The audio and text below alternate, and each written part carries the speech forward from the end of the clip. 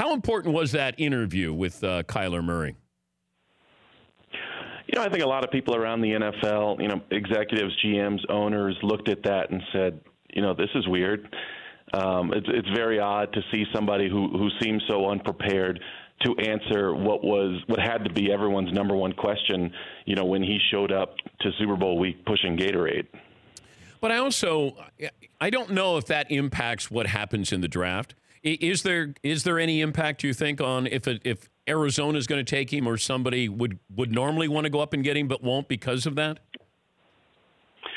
I think that there are teams that might have fallen in love with him as a player who don't love his personality. And that's not just, the interview on the Dan Patrick Show. That's interactions with him and his family at the Combine, during the top 30 visit, going up to places like Texas A&M and OU and talking to people there about, his career.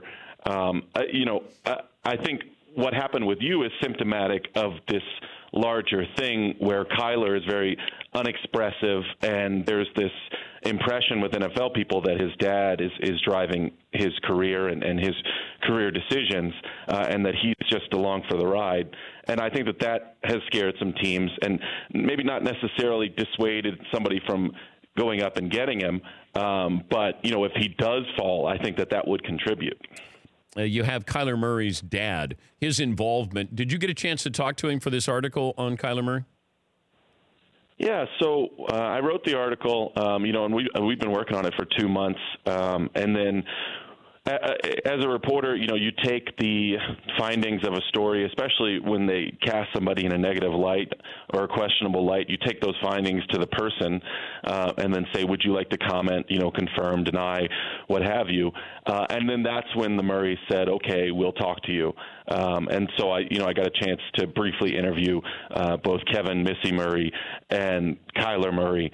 So that was kind of their contribution to the story was this effort to refute some of the things that were written. I never heard. We tried to get Kyler Murray on again. I don't know if we will. I hope so. Do they blame me for how this played out? Because I never heard from their side.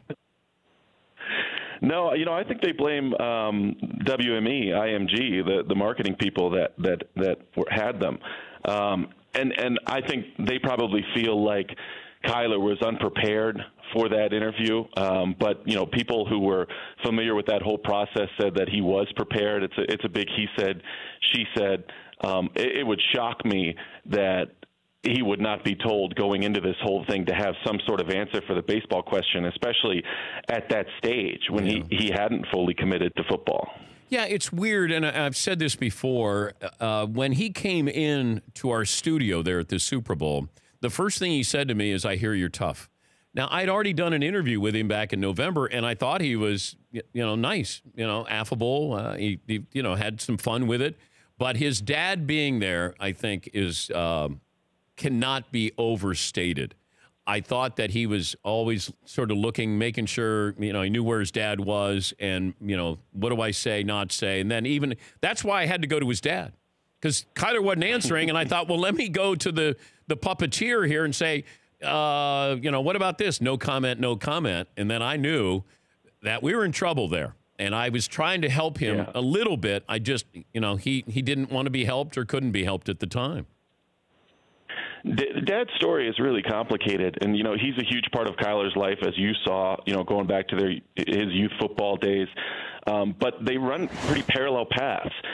Dad was drafted by the Brewers, actually went and played minor league baseball for a time in their rookie league club in Kentucky, bailed on that, kept the signing bonus money, was sued by the Brewers. They eventually dropped the suit, and then he goes to play football at Texas A&M, and he has this devastating ankle injury, comes back from it. He's an All-American, Conference Player of the Year, and then leaves after his junior season of eligibility, which was pretty rare back then, and then the NFL doesn't draft him.